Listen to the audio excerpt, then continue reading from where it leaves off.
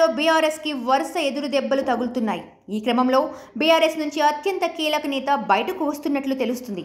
కాంగ్రెస్ పార్టీలో సీనియారిటీ ఉండి ఎన్నో పదవులు అనుభవించి బీఆర్ఎస్ లోకి వెళ్లి అక్కడ కీలక నేతగా ఉన్న కె కేశవరావు మళ్లీ కాంగ్రెస్ గూట్లోకి తిరిగి వచ్చే అవకాశాలున్నాయని తెలుస్తుంది. తాజా పరిణామాలు అందుకు ఊతమిస్తున్నాయి. తాజాగా కేకే కాంగ్రెస్ పార్టీ రాష్ట్ర వ్యవహారాల ఇన్ఛార్జ్ దీపాదాస్ మున్షి కలిశారు. అరగంట పైగానే వీరి మధ్య చర్చలు కొనసాగినట్లు తెలుస్తుంది.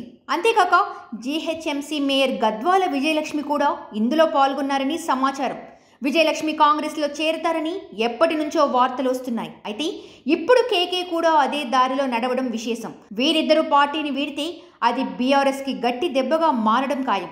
ఇక లోక్సభ ఎన్నికల్లో తెలంగాణలో మెజార్టీ స్థానాలు సాధించడమే లక్ష్యంగా కాంగ్రెస్ అడుగులు వేస్తుంది. ఈ క్రమంలో ఇప్పటికే 4 అభ్యర్థుల్ని ప్రకటించగా తాజాగా గత రాత్రి మరో 5 సీట్లు ఫిక్స్ చేసింది. కాంగ్రెస్ తాజా జాబితా చూస్తే ఒక మల్లు రవి తప్ప మిగతా వారందరూ వరుస పక్షులే కావడం విశేషం. గెడ్డం వివేక్ అసెంబ్లీ ఎన్నికల ముందు కాంగ్రెస్ లోకి చేరి అసెంబ్లీ టికెట్ సాధించగా ఇప్పుడు అతని కుమారుడు వంశీకి ఎంపీ టికెట్ దక్కింది.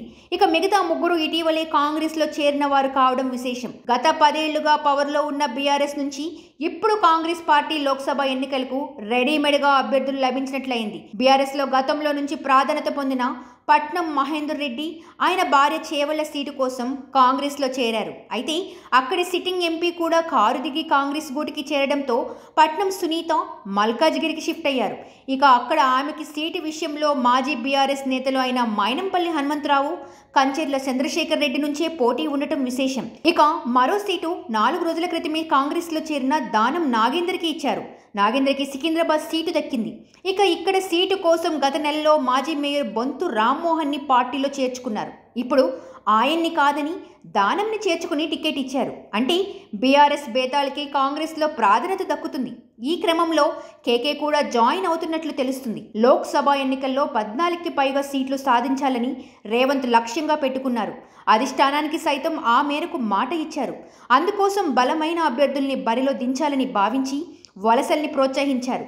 అలాగే సీనియర్ని చేర్చుకొని కారు కథ క్లోజ్ చేయాలని భావిస్తున్నట్లు తెలుస్తుంది. సబ్స్క్రైబ్ చేయండి. Please do subscribe to. Please like, share and subscribe to top Telugu TV. Top Telugu TV.